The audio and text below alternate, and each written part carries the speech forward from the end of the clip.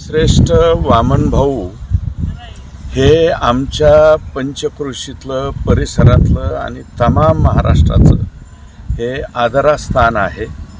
आणि 24 जानेवारी 1976 या दिवशी महाराजांनी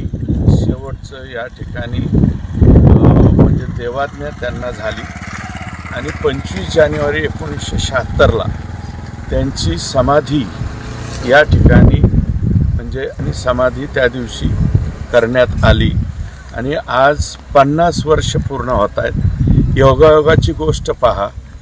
त्यात जाण्याचा दिवससुद्धा बाबांचा शनिवार होता, आजचा सुद्धा शनिवार आहे आणि हे सुवर्ण महोत्सवी वर्ष आहे। या संपूर्ण 50 वर्षामध्ये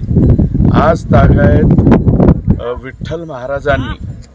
कदापिही त्याच्यामध्ये पुढे खंड होऊन दिलेला नाही आणि मठाधिपती म्हणून अतिशय जबाबदारीनं वामनभाऊंचं काम हे संपूर्ण महाराष्ट्रात आणि देशामध्ये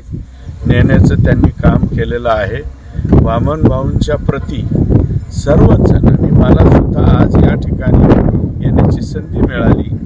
या ठिकाणी पूजा करण्याची संधी मिळाली, त्याबद्दल मी माझं भाग्य समजतो आणि तमाम भाविक भक्तांना या ठिकाणी मी विनंती करणार आहे की आज शुभारंभ होतोय आणि येत्या 10 तारखेला त्याचा समारोप आपल्या पुण्यतिथीचा होतोय। तर या 10 दिवसामध्ये जास्तीत जास्त भाविकांनी या ठिकाणी यावं आणि मनोभावे वामन भाऊंचं दर्शन घ्यावं। आज शुभारंभ झाला, होम हवन होऊन आता त्याची सुरुवात होणार आहे आणि तदनंतर आज सायंकाळपासून कीर्तनरूपी सेवा या ठिकाणी सुरू होईल। अतिशय मोठा हा कार्यक्रम आहे आणि सुवर्ण महोत्सवी वर्ष असल्यामुळं त्याला एक वेगळा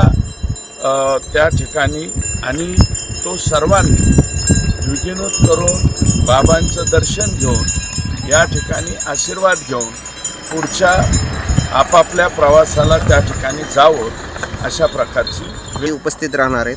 हो, माननीय मुख्यमंत्री महोदय या ठिकाणी दरवर्षी येतातच प्रत्येक वर्षी आणि त्यांनी स्वतः म्हणलेलं आहे की या गडाने मला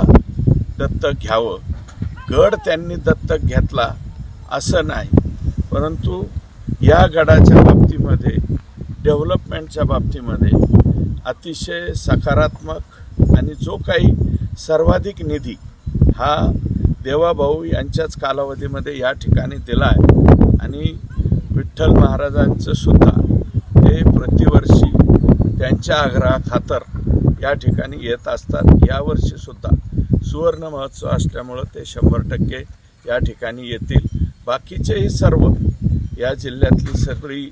नेते मंडळी, शेजारच्या जिल्ह्यातली नेते मंडळी, आम्ही जे आहेत ते तर सर्वच जण या ठिकाणी येतात आणि वामन भाऊंच्या दर्शन घेऊन पुढच्या वर्षामध्ये नेमकं आपला वर्षभराचा आशीर्वाद घेऊन या ठिकाणाहून जातात। म्हणून 1891ला बाबा जन्मल्याची त्या ठिकाणी नोंद आहे, फक्त इसवी सन 1891 आणि जाण्याची तारीख मात्र ती फिक्स आहे आणि त्या समाधीला त्यावेळेस विठ्ठल महाराजच त्यांच्याबरोबर असल्यामुळं त्यांचे लाडके जे आहे सेवक म्हणून आणि पुढं भविष्यामध्ये त्यांना संधी मिळाली